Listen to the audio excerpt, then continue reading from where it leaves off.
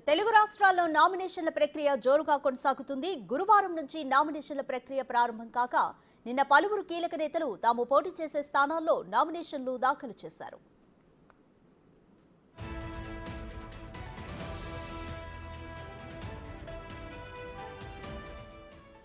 తెలంగాణ రాష్ట్రంలో నిన్న నామినేషన్లు వేసిన స్థానాల్లో మహబూబ్ నగర్, మహబూబాబాద్, సికింద్రాబాద్ స్థానాలున్నాయి.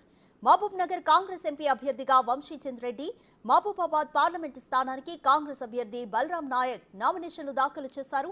ఈ రెండు నామినేషన్ కార్యక్రమాలకు సీఎం రేవంత్ రెడ్డి ముఖ్య అతిథిగా హాజరై ర్యాలీ, బహిరంగ సభల్లో పాల్గొని ప్రజలను, కాంగ్రెస్ పార్టీ శ్రేణులను ఉద్దేశించి ప్రసంగించారు. సికింద్రాబాద్ లోక్సభ స్థానానికి బీజేపీ అభ్యర్థిగా కేంద్ర మంత్రి కిషన్ రెడ్డి నామినేషన్ దాఖలు చేశారు. అంబర్పేట మహంకాళి అమ్మవారికి ప్రత్యేక పూజలు, సాయిబాబా దర్శనం అనంతరం నల్లకుంటలోని శంకర్ మఠ్లో స్వామివారిని దర్శించుకుని నామినేషన్ పత్రాలపై సంతకాలు చేశారు. ఇక ఆంధ్రప్రదేశ్లో నిన్న నామినేషన్లు వేసిన స్థానాల్లో కుప్పం అసెంబ్లీ నియోజకవర్గంలో టీడీపీ అధినేత చంద్రబాబు తరపున ఆయన సతీమణి భువనేశ్వరి నామినేషన్ దాఖలు చేశారు. హిందూపురం అసెంబ్లీ స్థానానికి టీడీపీ అభ్యర్థిగా ఎన్డీఏ కూటమి నుంచి నందమూరి బాలకృష్ణ నామినేషన్ వేశారు.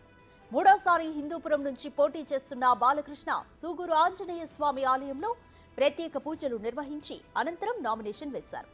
చీపురుపల్లి నియోజకవర్గ వైసీపీ అభ్యర్థిగా నామినేషన్ దాఖలు చేశారు బొత్స సత్యనారాయణ. చీపురుపల్లిలో భారీ ర్యాలీ అనంతరం నామినేషన్ దాఖలు చేశారు. ఇక ఉండే నియోజకవర్గం నుంచి టీడీపీ లేదా జనసేన టికెట్ ఆశించిన రఘురామకృష్ణంరాజు మరో ట్విస్ట్ ఇచ్చారు. అక్కడి నుంచి స్వతంత్ర ఎమ్మెల్యే అభ్యర్థిగా తన కుమారుడు కనుమూరి భరత్ ను బరిలోకి దించారు. ఉండి ఆర్వో కార్యాలయానికి కుమారుడు భరత్ తో పాటు రఘురామకృష్ణంరాజు వెళ్లి నామినేషన్ వేయించారు.